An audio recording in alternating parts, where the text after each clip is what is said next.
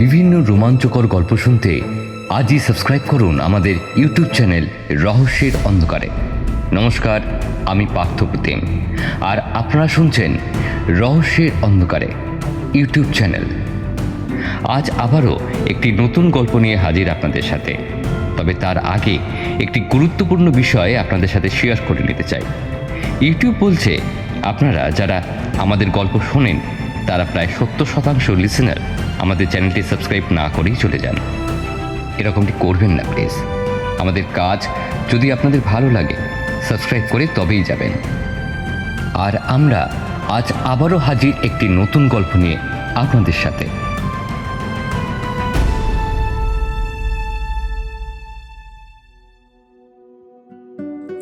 চার ঘন্টা আগে পূজার সাথে কাটানো সেই মুহূর্তটার কথা হঠাৎ মনে পড়ে গেল বিশালের। মা বাবার অনুপস্থিতির কারণে পূজাকে সে তার বাড়িতে ডেকে এনেছিল। এখানে এই বিছানাতেই তো শুয়েছিল তারা দুজনে, সাথে একটু অপ্রকৃতস্থ অবস্থাতেও ছিল। দুজনেই শুয়েছিল সম্পূর্ণ উলঙ্গ অবস্থাতে। পূজার নরম শরীরের উপরে চাপ দিয়ে উবুড় হয়ে শুয়েছিল বিশাল। পূজার সারা মুখের উপর সে ঠোঁট দিয়ে চুম্বন স্পর্শ চালিয়ে যাচ্ছিল, আর পূজাও পরম তৃপ্তিতে তার দুই হাত দিয়ে জড়িয়ে ধরেছিল বিশালকে। সেই সুন্দর দৃশ্যের কথা স্মরণ হতেই বিশালের ঠোঁটের কোণে একটু হাসি ফুটে উঠল।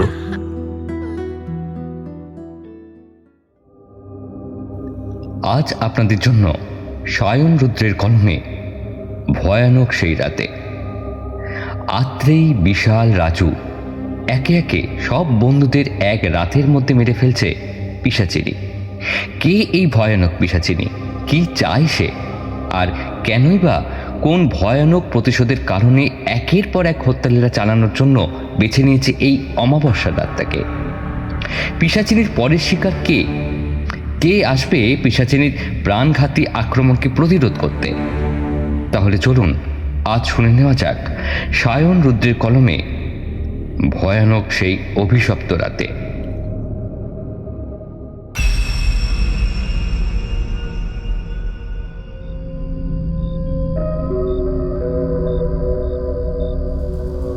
তেসরা জানুয়ারি 2016। হঠাৎ করে মাঝরাতে ঘুমটা ভেঙে গেল আত্রের। কি যেন একটা শব্দ হচ্ছে তার ঘরের মধ্যে। শব্দটা হচ্ছে তার ঘরের জানলার কাছ থেকে। কেউ যেন খানিক জোরের সাথেই ঘরের জানলার বাইরে থেকে টোকা দিচ্ছে। আশ্চর্য তো, এত রাতে তার এই দোতলার ঘরের বাইরে থেকে কে তার জানলায় টোকা দিচ্ছে? আর সে এত উপরে উঠলই বা কি করে? সে যদি কোনোভাবে উঠেও পড়ে তবে সে ভেতর দিয়ে এসে দরজায় টোকা না দিয়ে বাইরে দিয়ে তার বন্ধ জানলাতে টোকা দিচ্ছে কেন? বাইরের পাইপ দিয়ে উঠেছে কি? কোনো চোর ডাকাত হবে কি? টোকার শব্দটা যেন আরো কিছুটা বাড়ছে বলে মনে হলো। আর সেই সাথে শোনা যাচ্ছে বৃষ্টির শব্দ। বাইরে হয়তো খুব জোরে বৃষ্টি পড়ছে। এই শীতের সময়ও বৃষ্টি পড়ছে। আত্রি বেশ একটু অবাক হলেও তেমন ভীতু হলো না। বন্ধু মহলে সাহসী হিসেবে তার বেশ পরিচিতি আছে, আর এই সামান্য ব্যাপারে ভয় পেয়ে গেলে কিভাবে হবে? চোর বা ডাকাত যেই হোক, এই জানলা দিয়ে সে ভেতরে ঢুকতে পারবে না। তা সে যদি কোনো বাচ্চা কিশোর ছেলেও হয় তাও নয়। আর তাছাড়া পাশের ঘরেই তার মা বাবা ঘুমাচ্ছে। তাদেরকে ডাকলেই তারা উঠে আসবে তার ঘরে। পাশে তার মোবাইল ফোনটাও আছে। কোনো অসুবিধা হলেই পুলিশকে কল করবে। কিন্তু বেশ আশ্চর্য হয়ে সে ভাবল, জানলা টোকার শব্দটা তো বেশ জোরের সাথেই হচ্ছে। তা সত্ত্বেও তার বাবা মার ঘুম ভাঙছে না কেন? তারা তো পাশের ঘরেই আছেন। তবে কি তার বাবা মার কানে সেই আওয়াজ গিয়ে পৌঁছাচ্ছেই না? নাকি এরকম কোনো আওয়াজ আদেও হচ্ছেই না? সবটাই তার মনের ভুল। নাকি হয়তো কোনো স্বপ্ন দেখছে সে? বেশ কৌতূহলী হয়ে বিছানা থেকে উঠে পড়ল আত্রেই। কিছুটা এগিয়ে গেল জানলার দিকে। না, কোনো স্বপ্ন সে দেখছে না। জানলার সার্সিতে বাইরে থেকে পরিষ্কার দুটো হাত দেখতে পাচ্ছে সে। তবে যে ধাক্কা দিচ্ছে সে হয়তো মহিলা হবে, কারণ স্বচ্ছ কাঁচের ভেতর থেকে বাইরে যে হাত আত্রেই দেখতে পাচ্ছে সে হাতে শাঁখা আর পলা পরিহিত। বেশ একটু ভীত আর বিস্মিত হয়ে জানলার দিকে আরো কিছুটা এগিয়ে গেল আত্রেই। এখন কি করবে ভাবছে সে। জানলা খুলে কি দেখবে বাইরে কে আছে, নাকি দৌড়ে গিয়ে দরজা খুলে বাইরে বেরোবে, চিৎকার করে ডাকবে নাকি তার বাবা মাকে। আর সেই সময় জানলার অপর প্রান্তে যে দৃশ্য সে দেখল তার জন্য সে মোটেই প্রস্তুত ছিল না। একটা মুখ দেখতে পেল সে, ভয়ানক মহিলার মুখ। মহিলার চোখের মনি নেই, অর্থাৎ চোখ দুটো সম্পূর্ণ সাদা। মুখটা প্রায় রক্তশূন্য, চুলগুলো অবিন্যস্তভাবে ছড়িয়ে ছিটিয়ে আছে, আর সেই মাথাটা কাটা, অর্থাৎ গলার কাছে গোল হয়ে থাকা রক্তের দাগ দেখে স্পষ্টই বোঝা যাচ্ছে এই গলাটা কেটে ধর থেকে আলাদা করে দেওয়া হয়েছে। সেই ভয়ানক মুখ দেখে নিদারুণ ভয়ে দুপা পিছিয়ে গেল আত্রেই। এই যে অতি ভয়ানক দৃশ্য। গলাটা শুকিয়ে গেল আত্রেইর, আর তখনই সে মুখ জানলা থেকে অদৃশ্য হয়ে গেল। জানলার বাইরে এখন কোনো মুখ বা কোনো হাত নেই, শুধু বৃষ্টি পড়ার আওয়াজটাই শোনা যাচ্ছে বাইরে থেকে। না, এই ভয়ানক দৃশ্য দেখে কেউই ভয় না পেয়ে থাকতে পারে না। চিৎকার করে বাবা মাকে ডাকতে গিয়ে বিষয়টা বুঝতে পারল সে। তার গলা দিয়ে স্বর বেরোচ্ছে না। নিদারুণ ভয় সে যেন বাকরুদ্ধ হয়ে গেছে। কোনোভাবেই সেই গলা দিয়ে কোনো রকম আওয়াজ বার করতে পারছে না। আর তখনই পেছন থেকে একটা ভয়ানক গলার আওয়াজ শুনে চমকে পেছন ফিরে তাকালো আত্রেই।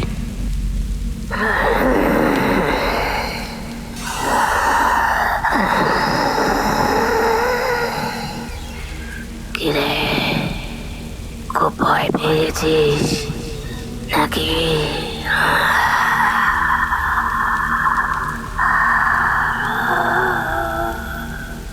একজন মহিলা দাঁড়িয়ে আছে ঠিক তার ঘরের মধ্যেই, দরজার সামনে। অন্তত সাজ পোশাক দেখে তো তাই মনে হয়। পরনে লাল পেড়ে শাড়ি, হাতে শাঁখা পলা, তবে মহিলার মাথাটা নেই। অর্থাৎ মহিলার ধর থেকে মাথাটা যেন কেউ কোনো ধারালো অস্ত্রের সাহায্যে কেটে আলাদা করে দিয়েছে। চোখের সামনে এই বীভৎস দৃশ্য দেখে সোজা হয়ে দাঁড়িয়ে থাকলেও যেন কষ্ট হচ্ছে আত্রেইর। এখনই হয়তো সে অজ্ঞান হয়ে পড়ে যাবে মেঝের ওপর, কিন্তু স্নায়ুর উপর দক্ষতা থাকার কারণে সে এখনো অবধি দাঁড়িয়ে দেখছে এই ভয়ানক দৃশ্য চোখের সামনে। কিন্তু দৃশ্য যে ক্রমাগত এক ভয়ানক রূপ ধারণ করবে সেটা হয়তো সে কল্পনাই করতে পারেনি।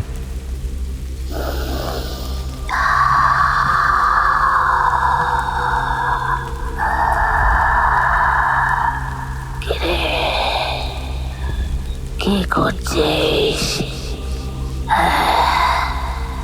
কি করছিস তুই?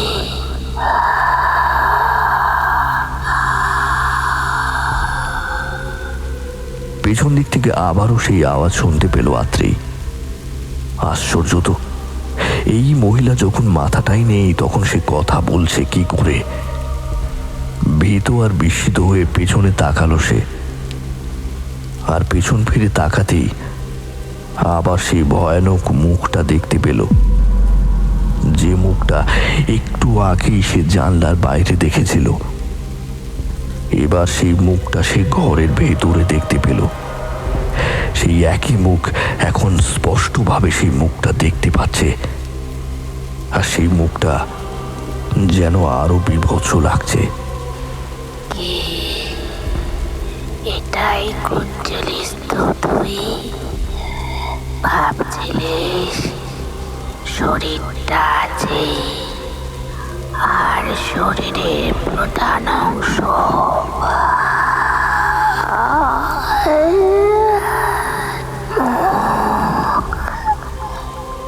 মুখটা কই?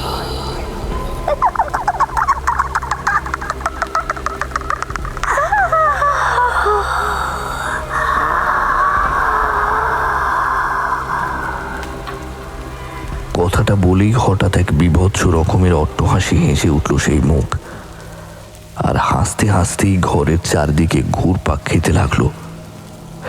এই ভয়ানক দৃশ্য চোখের সামনে দেখে আর স্থির হয়ে দাঁড়িয়ে থাকতে পারল না আত্রি। অজ্ঞান হয়ে মেঝের উপরে পড়ে গেল সে, আর তখনই সেই ধড়হীন মুন্ডুটা স্থির হয়ে দাঁড়িয়ে পড়ল। একটু তফাতে সরে গিয়ে স্থির হয়ে দাঁড়িয়ে থাকা সেই শরীরের সাথে জুড়ে গেল। এখন ঘরের মধ্যে একজন মহিলা পূর্ণাঙ্গ শরীর হয়ে দাঁড়িয়ে আছে, কিন্তু তাকে ঠিক মহিলা বললে হয়তো ভুল বলা হবে, কারণ তার শরীরটা মানুষের মতন হলেও হয়তো সে কোনো মানুষ নয়, যেন কোনো মৃতের রাজ্য থেকে উঠে এসেছে সে। সেই মহিলা ধীরে ধীরে এগিয়ে যেতে লাগলো অচেতন আত্রেয়ীর কাছে। আত্রেয়ীর শরীরের পাশে উবু হয়ে বসে পড়ল সেই মহিলা।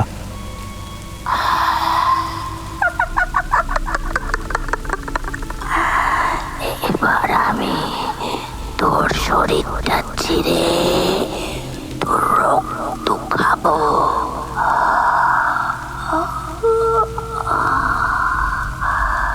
বহুদিন ধরে তৃষ্ণার্ত আমি, তোর রক্ত খেয়ে আজ আমি পিপাসা মেটাবো।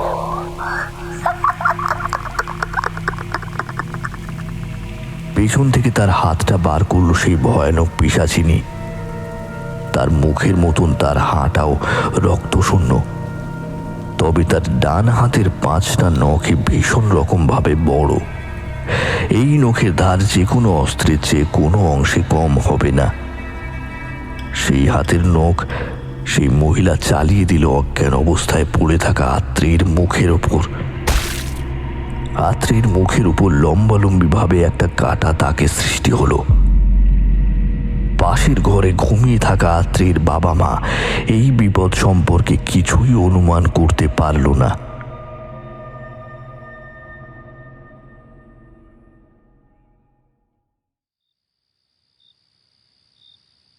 মাঝরাতে হঠাৎ করে বিশালের মোবাইল ফোনটা বেজে উঠল। এত রাতে আবার কে ফোন করলো? ঘুম জড়ানো চোখে বিছানার পাশে থাকা কলটা রিসিভ করলো বিশাল। হ্যালো।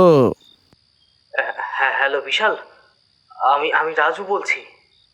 ফোনের ওপার থেকে কথাগুলো শুনতে পেল বিশাল। এত রাতে হঠাৎ রাজু কেন তাকে ফোন করেছে? তাছাড়া তার গলার আওয়াজটাও তো কেমন ঘ্যাড় ঘ্যাড়ে লাগছে। তবে কি কোনো বিপদ আপদ হলো? হ্যাঁ রাজু, বল। বিশাল, আত্রেই মারা গেছে বিশাল। কেউ রাতের বেলা ওর ঘরে ঢুকে ওকে মেরে ফেলেছে। সে কে মারলো ওকে? এবার এবার তোর পালা বিশাল। তৈরি থাক তোর মৃত্যুর জন্য।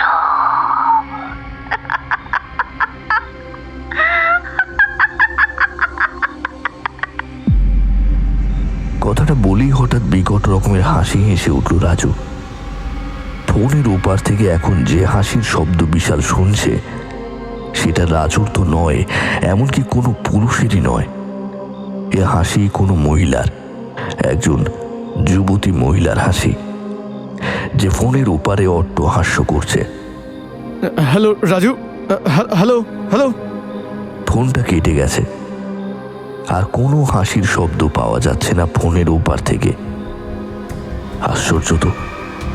তবে কি এত রাতে তাকে ফোন করে রাজু তার সাথে মজা করছে? না না, এরকম বাজে ঠাট্টা তামাশা করার ছেলে রাজু নয়। তাছাড়া সে বিয়ে করেছে, এখন আড্ডা মারতে চাইলেও তমসা কিছুতেই তা মেনে নেবে না। খুব কড়া মেজাজের মেয়ে তমসা। এসব কথা ভাবতে ভাবতেই হঠাৎ করে একটা অদ্ভুত রকমের শব্দ শুনতে পেল বিশাল। একটা হাসির শব্দ, ঠিক যেমনটা একটু আগে শুনতে পেয়েছিল সে। না, এবার সে ফোনের ওপার থেকে শুনতে পাচ্ছে না, একদম যেন ঘরের মধ্যেই হয়ে চলেছে সেই হাসির শব্দ, সেই বিকট মেয়েলি অট্টহাস্য। বেশ অবাক হয়ে বিশাল ঘরের এদিকে ওদিকে তাকালো। কই, কেউ তো নেই তার ঘরের মধ্যে। তাহলে এরকম অদ্ভুতভাবে হাসছে কে? তাছাড়া তার ঘরের জানলা সবই তো ভেতর থেকে বন্ধ। সে যদি নিজে থেকে জানলা খুলে না দেয়, তবে কেউ তার ঘরের মধ্যে প্রবেশ করবে কিভাবে? এরকম নানা কথা ভাবতে ভাবতেই হঠাৎ করে ঘরের সিলিংয়ের দিকে চোখ গেল বিশালের।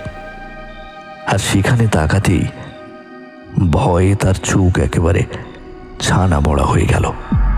সিলিংয়ের ওপর ওটা কি? একটা মানুষ।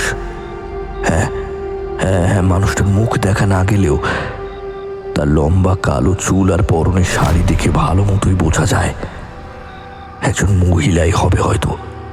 সরীসৃপের মতো হাত আর পায়ের উপর ভর দিয়ে সেই মহিলা এগিয়ে আসছে ঠিক যেখানে সে শুয়ে আছে সেই দিকে। হঠাৎ করে ওভাবে চলতে চলতে মহিলা একবার পেছন ফিরে বিশালের দিকে তাকালো, আর তার দিকে তাকাতেই বিশালের গায়ের রক্ত যেন একেবারে জল হয়ে গেল। কি বিভৎস তার মুখ! মণিহীন সাদা চোখ দুটো যেন তার দিকে স্থির হয়ে আছে, মুখটা রক্তশূন্য। এই ভয়ানক দৃশ্য চোখের সামনে দেখে বিশাল ভয়ে তার চোখ দুটো বন্ধ করে দিল। কিন্তু সেকেন্ড পরে খানিক কৌতূহল বসেই বিশাল চোখ খুলে দেখল অবাক কাণ্ড। ঘরের সিলিংয়ের উপর তো কেউ নেই, কোনো মানুষ নেই, এমনকি কোনো পোকামাকড়, টিকটিকি, গিরগিটি কিছুই নেই। তবে কি সে ভুল দেখল? ঘরের বেড ল্যাম্পের আলোতে কি দেখেছে হয়তো, আর সেটা দেখে সে ভয় পাচ্ছে। সবই রাত জেগে হরর সিনেমা দেখার ফল। মনে মনে এসব কথা ভেবে খানিক হাসি পেল বিশালের। বিছানার উপরে উঠে বসল সে। গায়ে থাকা কম্বলটা একটু সরিয়ে পাশে টি টেবিলের উপর থেকে জলের জগটা নিয়ে এক গ্লাস জল ঢালল। কেমন আছেন বিশাল বাবু? জলের গ্লাসটা সবে চুমুক দিতে যাবে এমন সময় পেছন থেকে একটা মহিলার কণ্ঠস্বর শুনতে পেল সে। এত রাতে তার ঘরে আবার কোন মহিলা আসতে পারে? তার বাবা মা তো কালীঘাটে গেছে তার নামে পুজো দিতে, কাল ফিরবে। তবে কি তার বর্তমান গার্লফ্রেন্ড পূজা? না না, তাই বা হবে কি করে? সে তো প্রায় 4 ঘন্টা আগে চলে গেছে তার বাড়ি থেকে। 4 ঘন্টা আগে পূজার সাথে কাটানো সেই মুহূর্তটার কথা হঠাৎ মনে পড়ে গেল বিশালের। মা বাবার অনুপস্থিতির কারণে পূজাকে সে তার বাড়িতে ডেকে এনেছিল। এখানে এই বিছানাতেই তো শুয়েছিল তারা দুজনে, সাথে একটু অপ্রকৃতস্থ অবস্থাতেও ছিল। দুজনেই শুয়েছিল সম্পূর্ণ উলঙ্গ অবস্থাতে। পূজার নরম শরীরের উপরে চাপ দিয়ে উবুড় হয়ে শুয়েছিল বিশাল। পূজার সারা মুখের উপর সে ঠোঁট দিয়ে চুম্বন স্পর্শ চালিয়ে যাচ্ছিল, আর পূজাও পরম তৃপ্তিতে তার 2 হাত দিয়ে জড়িয়ে ধরেছিল বিশালকে। সেই সুন্দর দৃশ্যের কথা স্মরণ হতেই বিশালের ঠোঁটের কোণে একটু হাসি ফুটে উঠল। কি ব্যাপার বিশাল বাবু? কি মনে করে হাসি পাচ্ছে? আপনার কি বান্ধবীকে সঙ্গে নিয়ে কোনো সন্ধে কাটানোর কথা মনে পড়ে যাচ্ছে বিশাল বাবু? আবার অবাক হয়ে গেল বিশাল। এই গলার আওয়াজটা কার? পূজার তো নয়। হয়তো এমনও হতে পারে সে আবার ফিরে এসেছে কোনো কারণে। না, তাও বা হবে কি করে? যদি ফিরেও আসে তবে বন্ধ দরজা দিয়ে সে ঢুকবে কিভাবে? আর তাকে ফোন না করে সে আসবেও বা কেন? নানা কথা ভাবতে ভাবতেই পেছন ফিরে তাকালো বিশাল। আর তার পেছনে তাকাতেই সে একেবারে হতভম্ব হয়ে গেল। এ তো কিছুক্ষণ আগে দেখা সিলিংয়ে সেই মহিলা, হ্যাঁ, এখন তার ঘরের মধ্যে দাঁড়িয়ে আছে। কি বিশাল বাবু, আপনি নিশ্চয়ই আমাকে খুঁজছিলেন না? ভাবছিলেন এই অবস্থায় যদি কোনো সুন্দরী যুবতী রমণীকে পাওয়া যেত তাহলে তাহলে আপনার রাতটা জমে যেত, কি তাই না? কথা বলার সময় সেই মহিলার মুখে মৃদু হাসির একটা রেখা খেলে গেল। তবে মহিলার বিভৎস মুখে ওই পৈশাচিক ধরনের হাসির রেখা তাকে মোহময়ী না করে যেন তার বিভৎসতা আরো কয়েক গুণ বাড়িয়ে দিল। কে কে কে কে তুমি? কেন তুমি? হ্যাঁ,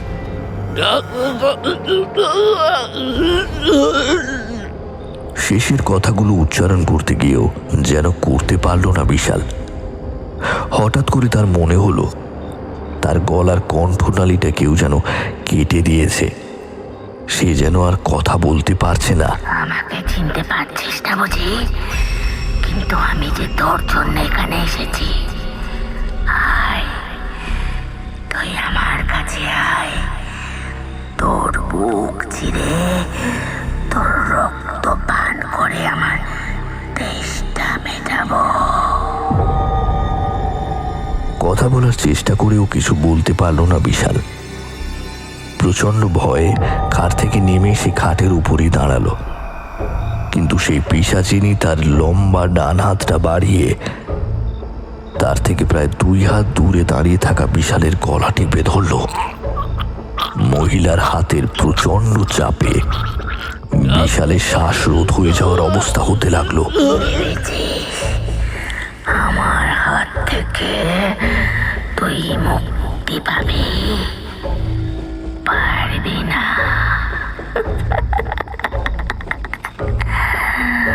আজ তুই কিছুতে তোর মরণকে আটকাতে পারবি না।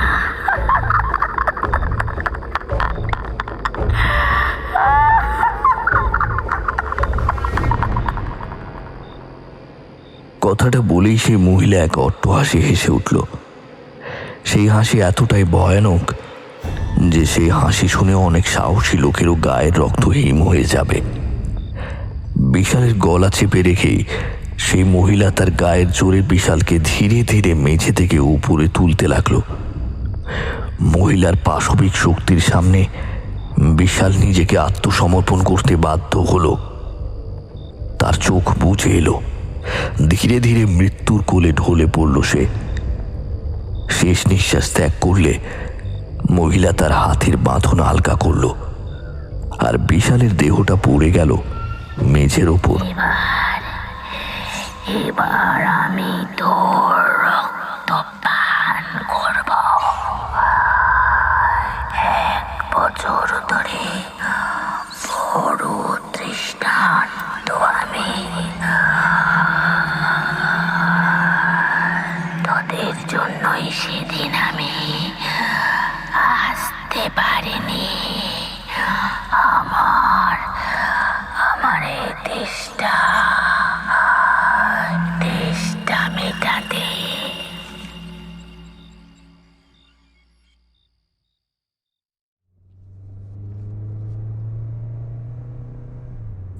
রাত তখন প্রায় 1:30 হবে। ফাঁকা রাস্তায় গাড়ি চালিয়ে আসে রাজু। পাশে বসা তার স্ত্রী তমসা। উফ, কত দেরি হয়ে গেল বলো তো। তোমাকে কতক্ষণ আগে বললাম চলো আমরা ফিরে যাই, আর পার্টিতে থাকতে হবে না। ওহ মাই সুইট হার্ট, এত চিন্তিত হচ্ছ কেন? বন্ধুর এনগেজমেন্টের পার্টিতে গেছি, এত তাড়াতাড়ি ফিরে আসলে হয়? আর কতই বা রাত হয়েছে, সবই তো 1:30 বাজে। গাড়ি চালাতে চালাতেই তমসাকে সান্ত্বনা দেওয়ার উদ্দেশ্যেই কথাটা বলল রাজু। তুমি কি তোমার পতিদেবের উপর একটুও ভরসা করো না? আর তাছাড়াও আমি যে তোমার কোনো কথাই শুনি না সেটা কিন্তু তুমি বলতে পারবে না। দেখো, পার্টিতে সবাই কত অনুরোধ করা সত্ত্বেও আমি কিন্তু এক ফোঁটাও ড্রিঙ্কস করিনি। তোমার এই কথাটা কিন্তু আমি মেনেছি। হ্যাঁ, রাজুর এই কথাটা অবশ্য ঠিক। বিয়ের আগে বন্ধুদের পাল্লায় পড়ে মদের নেশায় সে প্রায় আসক্ত থেকে বিয়ের পরে সে মদ খাওয়া একেবারেই ছেড়ে দিয়েছে। এসবই অবশ্য সম্ভব হয়েছে তমসার প্রতি তার ভালোবাসা থেকে। তমসাকে সে যেমন ভালোবাসে তেমনি তমসাও তাকে ভালোবাসে। তবে মাঝে মাঝে রাজুর ভালোর জন্য তাকে একটু শাসন করতেই হয় বটে। সেই জন্য অবশ্য এতে রাজুর তার প্রতি কোনো অভিমান নেই। স্বামী স্ত্রীর মধ্যে ভালোবাসা থাকলে একটু বাক বিতণ্ডা হবেই, আবার খানিক পরে তা মিটেও যাবে। কিন্তু তবে যাই বলো তমসা, তোমাকে কিন্তু এই ড্রেসটাতে ভীষণ সুন্দর লাগছে। এই গোলাপি ড্রেসে তোমাকে একেবারে ডানা কাটা পরীর মতো লাগছে, বা হয়তো লাগছে স্বর্গ থেকে নেমে আসা কোনো সুন্দরী অপ্সরা। যা, কি যে বলো না তুমি। হ্যাঁ, রিয়েলি, তোমার বিশ্বাস হচ্ছে না বুঝি? রাজুর কথা বলার ধরনটাই ভারী সুন্দর। কলেজে পড়ার সময় এভাবে কত জুনিয়র মেয়েকে কথার জালে ফাঁসিয়েছিল সে। তারপর সেই মেয়ের সাথেই সারা রাত হোটেলের ঘরে কাটিয়েছে। এই ঘটনা অবশ্য তার স্ত্রী তমসা কিছুই জানে না। আরে আরে, কি করছো? রাজু পাশে থাকা তমসার ডান হাতের উপর নিজের হাতটা রাখলো। তার এই হাত রাখার ধরনেই তমসা বুঝতে পারল রাজুর মাথায় কিছু একটা দুষ্টুমি খেলা করছে। না রাজু, এরকমটা করো না। মনে রেখো, তুমি কিন্তু এখন ড্রাইভ করছো। ও কেমন তমসা, এখন এই রাতের বেলা এই নির্জন রাস্তায় কোনো গাড়ি চলছে না, আর এক হাতে ড্রাইভ করার অভ্যেস আমার আছে। রাজুর হাত তখন তমসার হাতকে ছেড়ে দিয়ে চলে গেল তার ঘাড়ে। তমসার ঘাড়ের খোলা চুলের ভেতরে রাজুর অবাধ্য হাতটা ইতস্ততভাবে ঘোরাঘুরি করছে। না রাজু, এমনটা করো না। ঠিক আছে, তোমার যখন এতটাই অসুবিধা, তখন আমি না হয় গাড়িটা থামিয়েই দিচ্ছি। এ কি রাজু, গাড়ি থামালে কেন? চুপ তমসা, আর একটাও কথা নয়।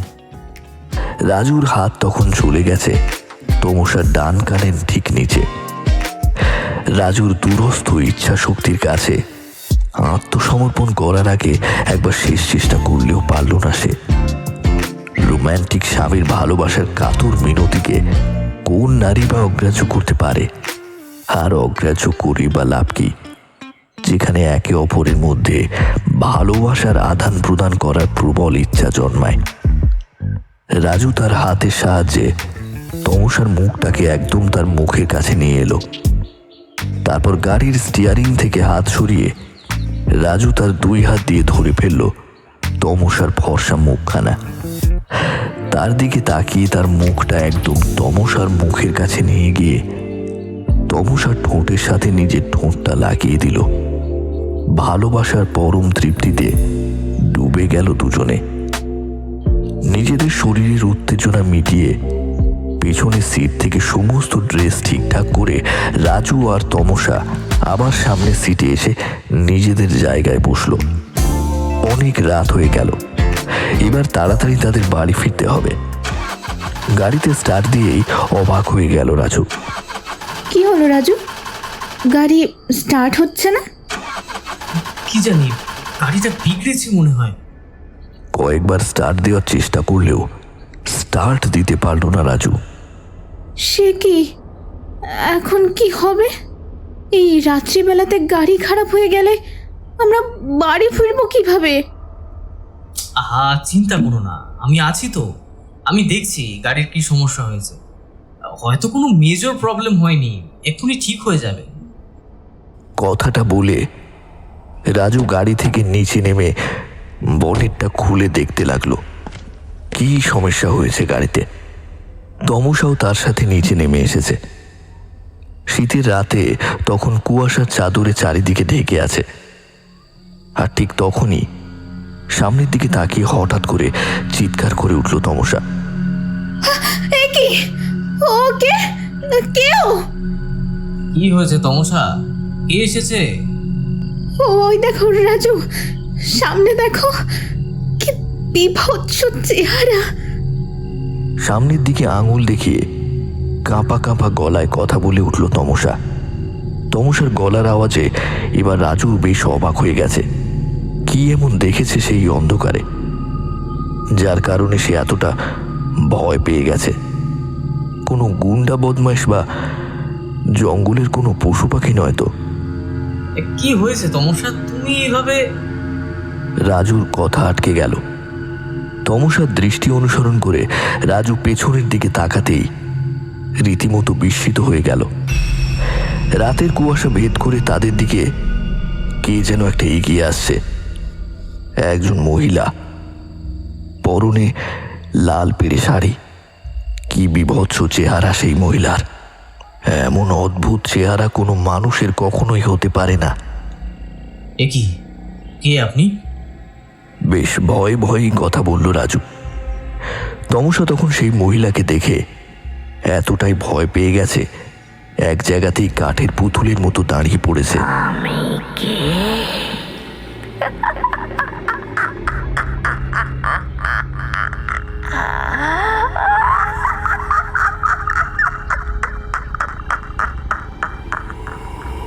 কথাটা বলেই হঠাৎ করে ভয়ানকভাবে হেসে উঠল সেই মহিলা। সেই হাসির শব্দে সেখানকার নিস্তব্ধ পরিবেশ হঠাৎ করেই যেন কেঁপে উঠল। ভুলে গেলে আজ থেকে ঠিক 1 বছর আগের ঘটনা। সেদিনও ছিল অমাবস্যার রাত, আর আজকেও অমাবস্যা।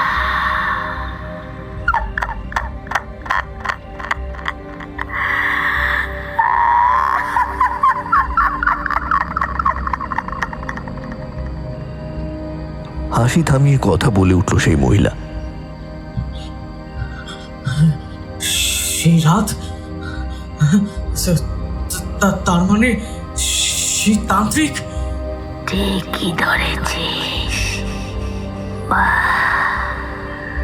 তোর স্মরণ শক্তি তো বেশ প্রখর দেখছি।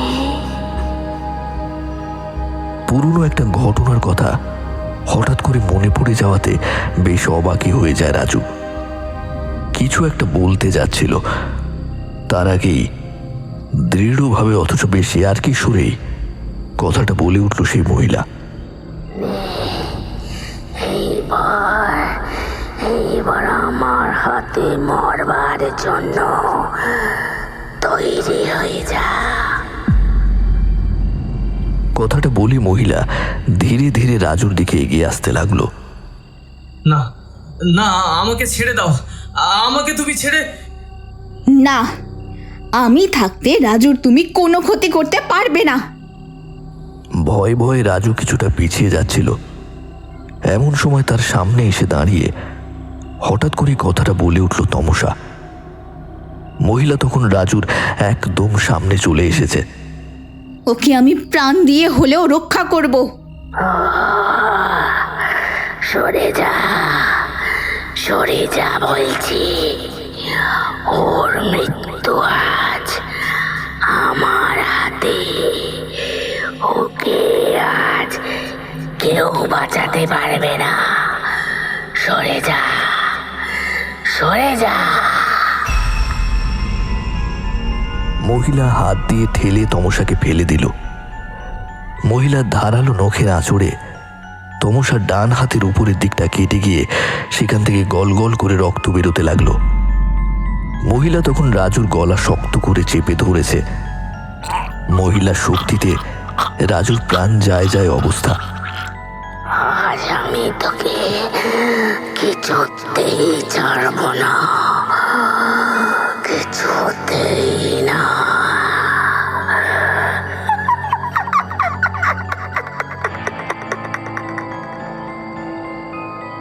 রাজু, রাজু। উঠে দাঁড়ানোর চেষ্টা করেও পারল না তমসা। রাস্তায় অকস্মাৎ পড়ে গিয়ে তার ডান পাটা হঠাৎ করে মচকে গেছে। কিছুতেই সে দাঁড়াতে পারছে না।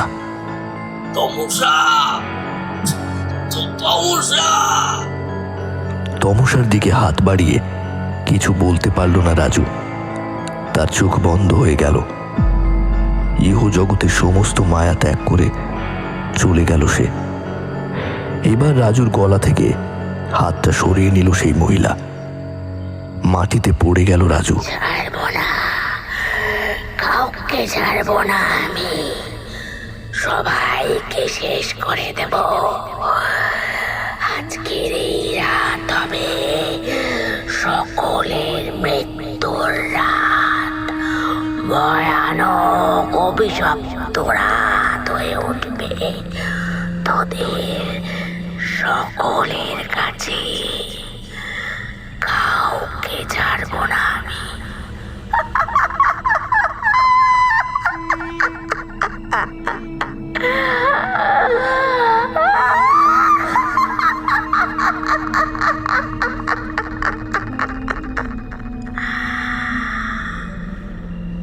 চিৎকার করে কথাটা বলেই হঠাৎ করে ভয়ানক রকমের অট্ট হাসি হেসে উঠল সেই মহিলা। আর হাসতে হাসতেই হঠাৎ করে সেই স্থান থেকে অদৃশ্য হয়ে গেল। রাজু, রাজু। উঠে দাঁড়াতে না পেরে হামাগুড়ি দেওয়ার মতো করে বসে বসেই রাজুর মৃতদেহর কাছে আসতে চাইল তমসা।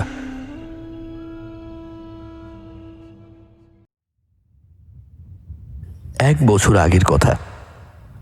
অত্রেই বিশাল, রাজু আর সুজয় তখন তাদের কলেজের মেস থেকে কিছুটা দূরে একটা শ্মশানে বসে আছে। তাদের সামনে রয়েছে অনেকগুলো মদের বোতল, যেগুলোর বেশিরভাগই খালি। কিছু কাটা ফল এবং চানাচুর আর রান্না করা চিকেন সকলেই একসঙ্গে বেশ অপ্রকৃতিস্থ অবস্থায় আছে। मुझको पीना है पीने दो, मुझको जीना है जीने दो। বিশাল, তুই কিন্তু এমনিতে অনেক খেয়ে ফেলেছিস, আর খাস না। বিশালকে কথাটা বলল আত্রেই। যদিও সে এখন মদ্যপ অবস্থাতেই রয়েছে, তবে একটু কম খেয়েছে।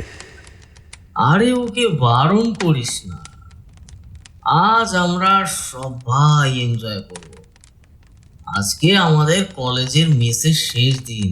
আরে আজকের দিনে খাবো না তো আর কবে খাবো? আবার কবে আমাদের বন্ধুদের দেখা হবে না হবে তার ঠিক নেই। আচ্ছা রাজু, তো তো সামনেই বিয়ে, আর 3 মাস পর। তা বিয়ের পরেও তুই এইরকম ড্রিঙ্কস করবি নাকি? হ্যাঁ, আরে মেরে দোস্ত, এরপর দরকার হলে আমার বউকে ছেড়ে দেবো, তবু এই মদ আমি ছাড়তে পারবো না। আরে এটাই যে আমার জীবন। হাতে একটা গ্লাস নিয়ে একটু ইয়ার্কি সুরেই কথাটা বলে উঠল রাজু। হ্যাঁ হ্যাঁ, দেখবো দেখবো বিয়ের পর কেমন মদ খাস। বউয়ের কড়া শাসনের পাল্লায় পড়লে না সব ছাড়তে বাধ্য হবি। একটু মৃদু হেসে কথাটা বলল আত্রেই।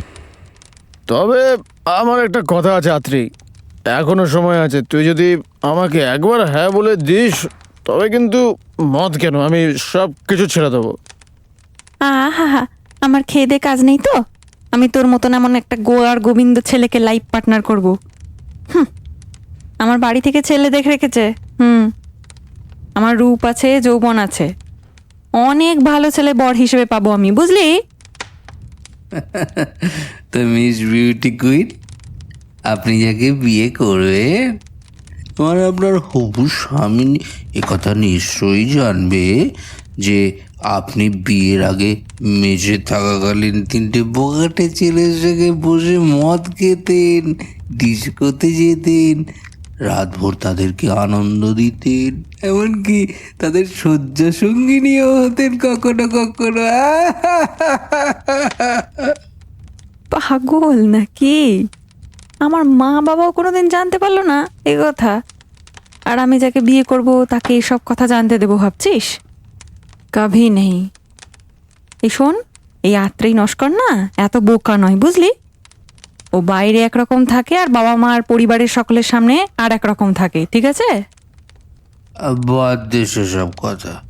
তা বিশাল, আমি একটা কথা কিছুতেই বুঝতে পারছি না, ডিস্কো, বার, তাছাড়া এত জায়গা থাকতে তুই হঠাৎ করে শ্মশানটাকে বেছে নিলি কেন রে আজকের এই পার্টিটার জন্য? আসলে আমি লাইফে একটু অ্যাডভেঞ্চার চাই, বুঝলি? মদের বোতল থেকে গ্লাসে আরও একটু মদ ঢেলে কথাটা বলে উঠল বিশাল। দেখ, ওসব বার, ডিস্কো এগুলোতে রোজই যাই, এতে আর নতুনত্বের কি আছে বল? তাই ভাবলাম আজকের এই পার্টিটা শ্মশানেই আয়োজন করি। শ্মশানের মধ্যে আগুন জ্বালিয়ে মনের সুখে পার্টি করব। আর আমরা দুজনে চারদিকে মরা পোড়ার গন্ধ পাবো, আর এই মদের গ্লাসে একটু ঠোকাঠুকি হবে। এই অ্যাডভেঞ্চারের মধ্যে একটু হরর ফিলিং আসবে, কি বলিস? হ্যাঁ, কথাটা বলে এক ঢোকে গ্লাসের মদটা শেষ করে ফেলল বিশাল। তবে ভাই যাই বলিস তোরা, এই শ্মশানটা কিন্তু অন্য সব শ্মশানের চেয়ে বেশ পরিষ্কার। হ্যাঁ, নানা কারণে অনেক শ্মশানেই তো আমি গেছি মরা পোড়াতে, কিন্তু এই শ্মশানটা কেমন একটা অন্যরকম, মানে বেশ শান্ত, পরিচ্ছন্ন, আর দেখে কেমন ভয়ের তুলনায় শান্তি লাগে বেশির বাইরে। হ্যাঁ, তবে যাই বলিস না কেন, এই তোরা এনজয় হলেও কিন্তু অ্যাডভেঞ্চারটা হচ্ছে না। চুপচাপ মদ খাচ্ছি, গল্প করছি। অ্যাডভেঞ্চার না হলে কেমন যেন মজা আসে না। তো কিরকম অ্যাডভেঞ্চার চাস তুই? হঠাৎ করে গাছ থেকে একটা পেতনি নেমে আসবে আর তারপর অট্টহাস্য করে উঠবে, আর ওই পেট নিয়ে আমাদের কাছে মদ চাইবে, আর বিশাল নিজে হাতে প্যাক বানিয়ে তাকে খেতে দেবে, বুঝলি তো? আর আমাদের রাজু যা ছেলে, পারলে তো ওই পেতনির সাথেই শুয়ে পড়ে। কলেজের নতুন নতুন সুন্দরী মেয়েদের সাথে রাজু যা কীর্তি করে বেড়ায়, আর সেই জন্যই তো কাকু কাকিমা সাত তাড়াতাড়ি ওর বিয়ে দিয়ে দিচ্ছে। কোথেকে কিছু জানতে পেরেছে হয়তো। আরে না না, আমি সেরকমটা বলছি না। আসলে আমি যেমনটা বলছি। কিছু সেকেন্ডের জন্য একটু চুপ করে গেল বিশাল, তারপর আবার বলতে শুরু করলো। এই চল তো একটু উঠে গিয়ে দেখি। হ্যাঁ, ওই যে আগুনের শিখা দেখা যাচ্ছে, ওখানে কি হচ্ছে একটু দেখে আসি। কথাটা বলে টলমল পায়ে বিশাল উঠে দাঁড়িয়েছে। আরে বিশাল, কোথায় যাচ্ছিস? বিশালকে আত্রেই কিছু একটা বলতে যাচ্ছিল, কিন্তু তার আগেই বিশাল কিছুটা এগিয়ে গেল। তার হাতে একটা মদের বোতল রয়ে গেছে, যাতে অর্ধেকের বেশি মদ রয়েছে। আরে তুই যাচ্ছিস কোথায়? থাম! বেশ উত্তেজিত হয়ে কিছু বলতে যাচ্ছিল রাজু, কিন্তু ততক্ষণে বিশাল এতটাই এগিয়ে গেছে যে তার কথা হয়তো বিশালের কানেই পৌঁছায়নি। চল, আমাদেরকে ওর সাথে যেতে হবে। ও এখন বিষামাল অবস্থাতে আছে, জানি না কার সাথে কি করে বসবে। জানিস তো, বেশি মদ খেলে ওর মাথাটা ঠিক থাকে না। হ্যাঁ হ্যাঁ হ্যাঁ, চল চল চল চল। বিশালের পেছন পেছন ওরা তিনজনও চলেছে। বিশালের কথাই ঠিক, দূরে সত্যি একটা আগুনের শিখা জ্বলছিল। কোনো একজন সেই আগুন জ্বালিয়ে হয়তো কোনো যজ্ঞ করছেন, হয়তো তিনি কোনো তান্ত্রিক হবেন। আগুনের সামনে চোখ বুজে বসে আছেন, খালি গা, মাথায় জটা, নিম্নাঙ্গে একটা লাল ধুতি। আরে বাবা, এই আপনি এখানে চোখ বুঝে কি করছেন? কোন সুন্দরী নারীর অপেক্ষা করছেন নাকি? সেই সাধুর সামনে এসে মদ্যপ অবস্থাতেই কথাটা বলে উঠল বিশাল। বিশালের পেছন পেছন তখন আত্রেয়ীরাও এসে উপস্থিত হয়েছে। পেছন থেকে সেই সাধুকে ভালো মতো দেখা না গেলেও সামনে এসে স্পষ্টই বোঝা গেল বাবা বেশ লম্বা। তা বসে থাকা অবস্থাতেও বোঝা যাচ্ছে। বাবার মুখে কালো রঙের ঘন গোঁপার দাড়ি। বাবার ডান দিকে একটা বিরাট খাঁড়া রাখা আছে, আর বাঁ দিকে রাখা আছে একটা নরকঙ্কালের মুন্ড। মুন্ডের মালায় লাল সিঁদুরের তিলক। আরে চোখ খুলুন বাবা, এটা কলিযুগ, এখানে কোনো অপ্সরা আপনার ধ্যান ভাঙাতে আসবে না। বিশালের কথায় বাবার মধ্যে কোনো হেলদুল দেখা গেল না। তিনি যেমন চোখ বুজে এক মনে ধ্যান করছিলেন, সেভাবেই ধ্যান করতে লাগলেন। আরে চোখ খুলুন বাবা, এইসব ভণ্ডামি করে কি হবে বলুন দেখি? আপনি কি আগেকার দিনে ওই ওষুধদের মতো নাকি অমর হয়ে যাবেন? বিশাল, থাম না।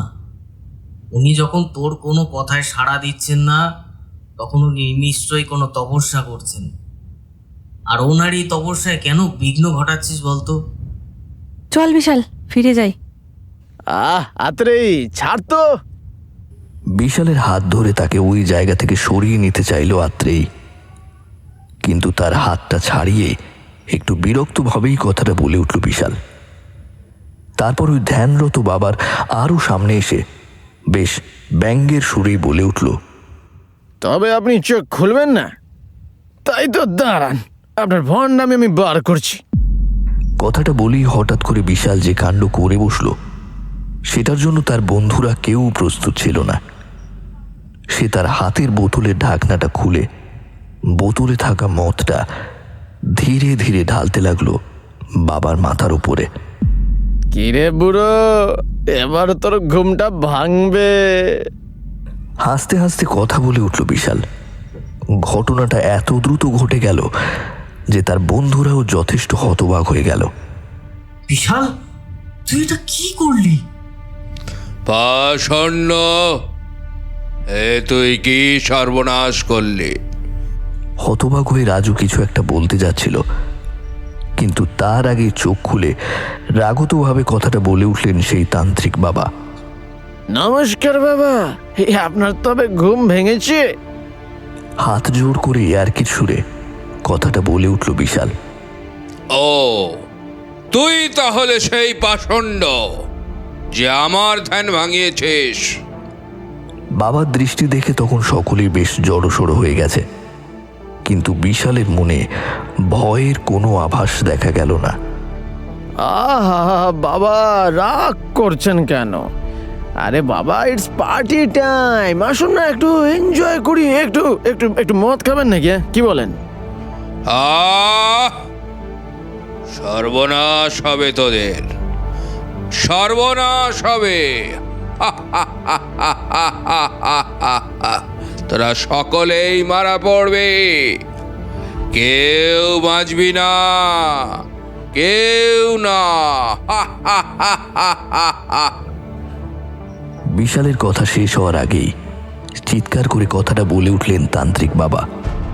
তোরা জানিস না তোরা কি সর্বনাশ করলি? আজ অমাবস্যার রাত, আজকের রাতেই আমি সেই মহাদেবীকে জাগাতাম।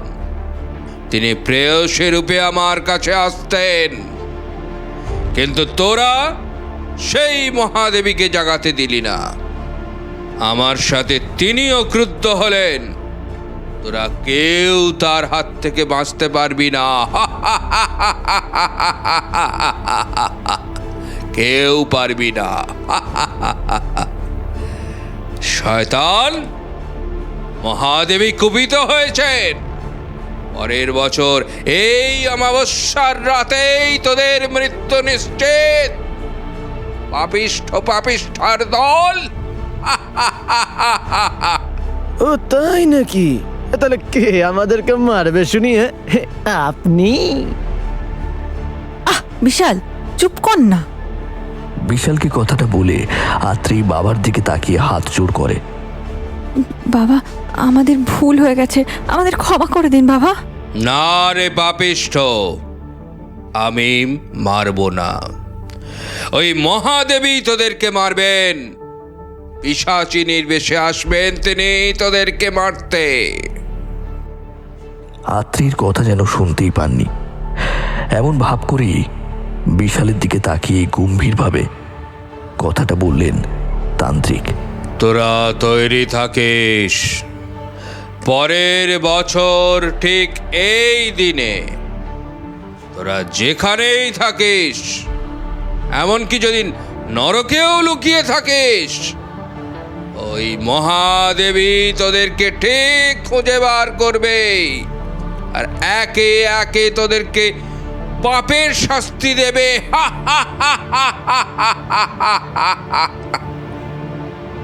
কথাটা বলে সেই তান্ত্রিক বাবা হঠাৎ করে কেমন যেন শান্ত হয়ে গেল।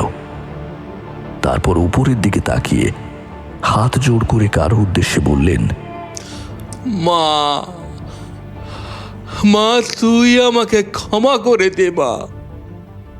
তোকে আমি জাগাতে পারলাম না মা, তোর তৃষ্ণা আমি মেটাতে পারলাম না, আমার সাধনা আমি সম্পূর্ণ করতে পারলাম না মা, শুধু ওই পাপীদের জন্য। হঠাৎ করে আবার রাগত দৃষ্টিতে বিশালের দিকে তাকালো। আরে বাবা, আমরা তো বিশাল ভয় পেয়ে যাচ্ছি। বলছি, আপনি কি মারবেন নাকি আমাকে? শয়তান! চিৎকার করে কথাটা বলেই হঠাৎ করে বাবা নিচু হয়ে খাড়াটা তুলে নিলেন। আরে বাবা, এই কি করছেন আপনি? থামুন থামুন। সুজয়রা সামনে আসার আগেই বাবা যা করে নিয়েছেন, না, সেই খাড়াটা দিয়ে বিশালের আঘাত করেননি। বিশালের দিকে খাড়াটা নিজে ঘুরিয়ে হঠাৎ করে বাবা খাড়াটা দিয়ে তার গলাটা চিরে দিল।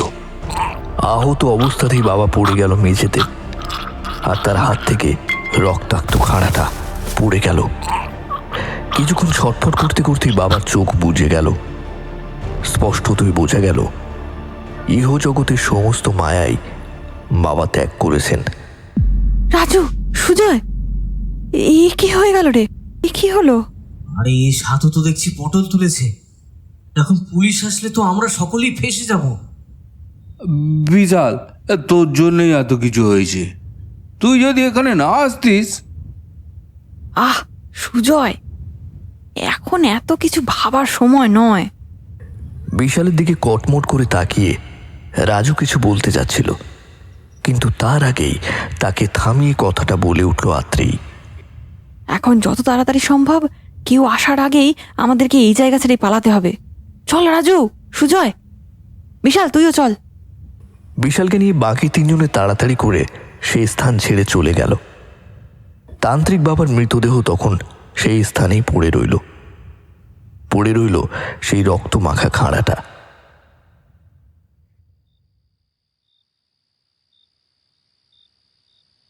বর্তমান সময় সুজয় তার নিজের ঘরের মেঝের উপরে বসে রয়েছে।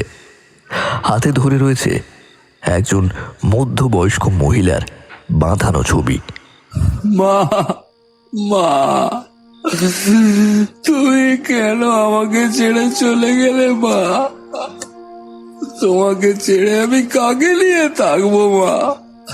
জানি আমি খারাপ ছেলে, খুবই খারাপ, কিন্তু তুমি তো মা, তুমি পারতে না তোমার এই খারাপ ছেলেটাকে শেষবারের মতো ক্ষমা করে দিতে? মা, আমি তোমার কাছে ক্ষমা চাইছি মা।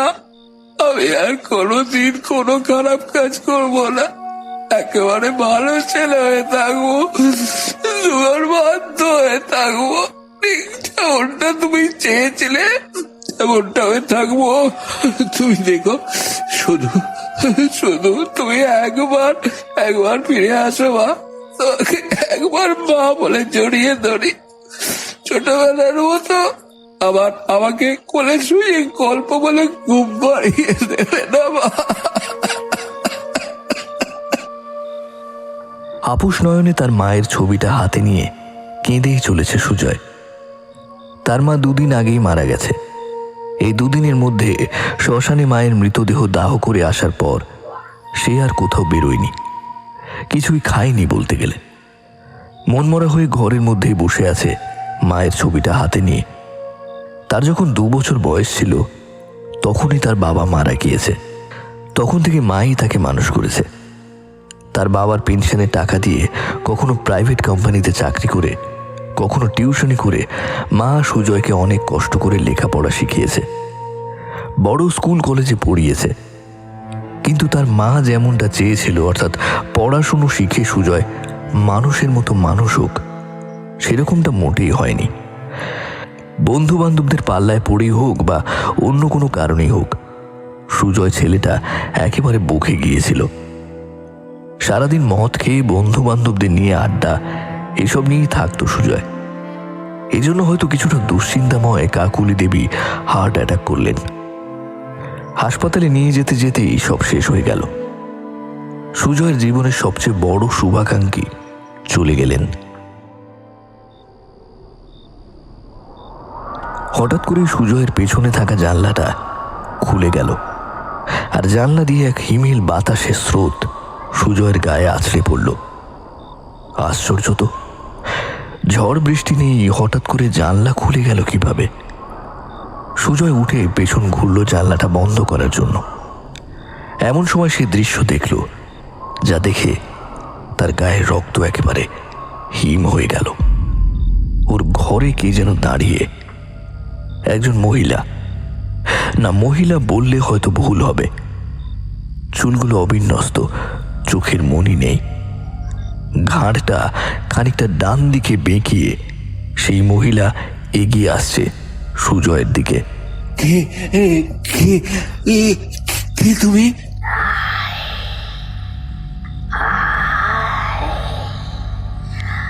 আমার কাছে আয়, তোকে মারার আনন্দ আমি উপভোগ করি।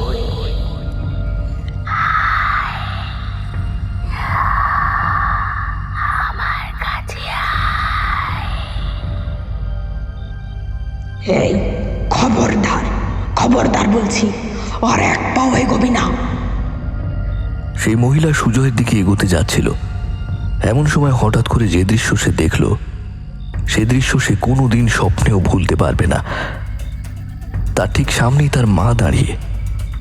হ্যাঁ, তার মাই তো বটে। পেছন ঘুরে তাকালেও তার মাকে চিনতে তার কোনো অসুবিধা হওয়ার কথা নয়। তবে কি তাকে সেই শয়তানের হাত থেকে বাঁচাতে আগলে দাঁড়িয়ে রয়েছে মৃত মা। কে বাঁচাবে ওকে? তুই তুই বাঁচাবে? পারবে না,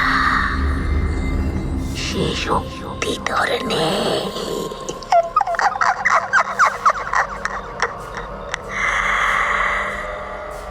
একজন মায়ের শক্তি সম্পর্কে তোর কোনো ধারণাই নেই শয়তান।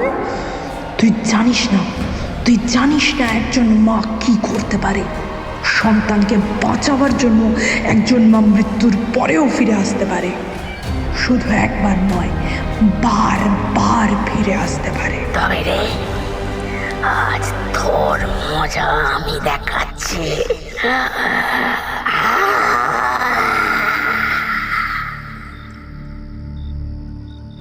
কথাটা বলেই সেই মহিলা কাকুলির গলা শক্ত করে চেপে ধরল। মহিলার নিদারুণ শক্তির সামনে কাকুলি দেবী কিছুতেই উঠতে পারছেন না। তবুও তিনি প্রাণপণে চেষ্টা চালিয়ে যাচ্ছেন সেই মহিলার বাহুবন্ধনী থেকে নিজেকে মুক্ত করার। মা, মা কি হলো তোমার? কে তুমি? ছাড়ো, ছাড়ো বলছি আমার মাকে। প্রাণপণে নিজের মাকে সেই মহিলার হাত থেকে ছাড়াতে চাইল সুজয়, কিন্তু সুজয় ভালোভাবেই অনুভব করল এই কোনো মানুষের হাত হতেই পারে না। এই হাতে রয়েছে অতি দানবীয় শক্তি, যে শক্তির সাথে সুজয়ের মতন 10 জন এলেও পেরে উঠবে না। ছাড়ব না, কাউকে ছাড়ব না আমি, তোদের কাউকে ছাড়ব না। আর মাঝখানে যে আসবে আমি তাকেও মেরে ফেলবো। কাউকে ছাড়ব না আমি আজকে, কাউকে না।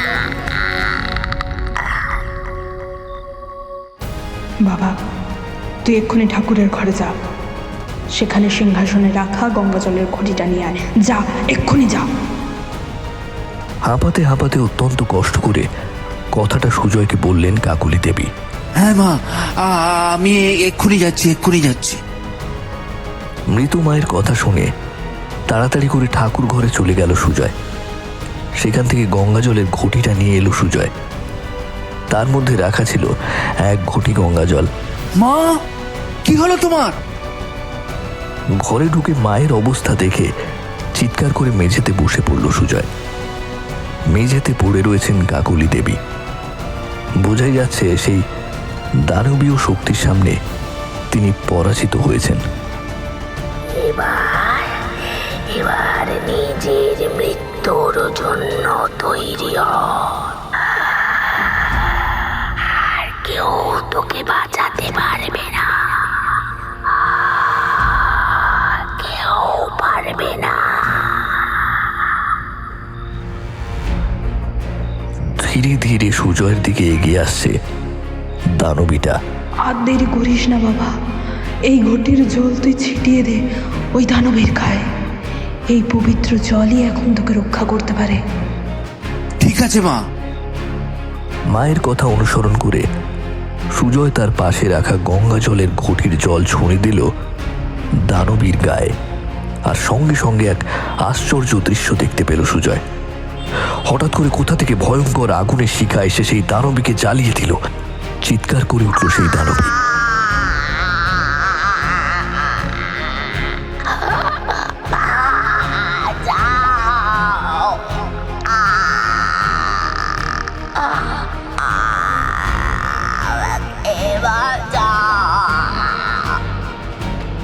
আগুনের লেলিহান শিখার সাথে দানবীও হঠাৎ করে কোথায় যেন অদৃশ্য হয়ে গেল। আর কোনো ভয় নেই বাবা, ওই শয়তান চলে গেছে। আর ও তোর কোনো ক্ষতি করতে পারবে না, কোনো ক্ষতি করতে পারবে না। মা, মা, তুমি আমাকে ছেড়ে আর কোথাও যাবে না, কথা দাও মা। মেঝেতে পড়ে থাকা কাকুলি দেবীর পাশে বসে অত্যন্ত কাতরভাবে কথাটা বলল সুজয়। না বাবা, তা হয় না। এই জায়গা যে আমার জন্য নয়, আমাকে যেতেই হবে। না মা, না। তবে তুই কোনো চিন্তা করিস না বাবা, আমার আশীর্বাদ, তোর মায়ের আশীর্বাদ তোর সাথে সবসময় থাকবে। যখনই কোনো বিপদে পড়বি আমাকে একবার মনে মনে স্মরণ করবি, দেখবি দেখবি আমার আশীর্বাদের জোরেই তোর সব বিপদ কেটে যাবে। মা যে কখনো তার সন্তানদের ছেড়ে যেতে পারে না রে বাবা। আর মৃত্যুর পরও যে তার স্নেহ, তার ভালোবাসা সন্তানদের মনের মধ্যে চিরকাল থেকে যায়, চিরকাল থেকে যায় মা। আর হ্যাঁ বাবা, আর একটা কথা সব সময় মনে রাখবি, কখনো কোনো খারাপ কাজ করবি না। সব সময় ভালো কিছু করার, মহৎ কিছু করে তোলার চেষ্টা করবি। খারাপ কাজ করলে কেউ মনে রাখে না, কিন্তু ভালো কাজ করলে সব সময় মানুষের হৃদয়ে তুই থেকে যাবি। তোমার সব কথা আমি মেনে চলবো মা, তুমি শুধু। এবার আমি চললাম বাবা, আমার যাওয়ারও সময় হয়ে গেছে।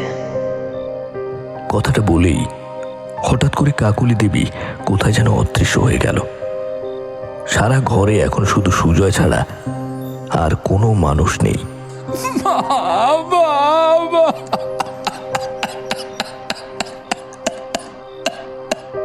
হাউ মাউ করে কেঁদে উঠল সুজয়।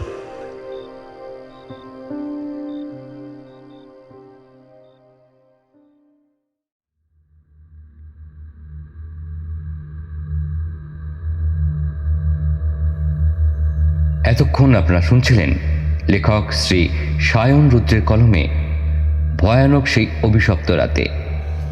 আজ গল্প পাঠে ছিল অরূপ মণ্ডল, অন্যান্য চরিত্রে আত্রেয়, পার্থপ্রতিম দাস, সাত্তকী, অতনু, সোমা মুখার্জি, দীপঙ্কর চ্যাটার্জি, ইন্দ্রনীল দে, সায়রী এবং পম্পা। গল্পটির সমগ্র পরিকল্পনা ও পরিচালনায় পার্থপ্রতিম দাস।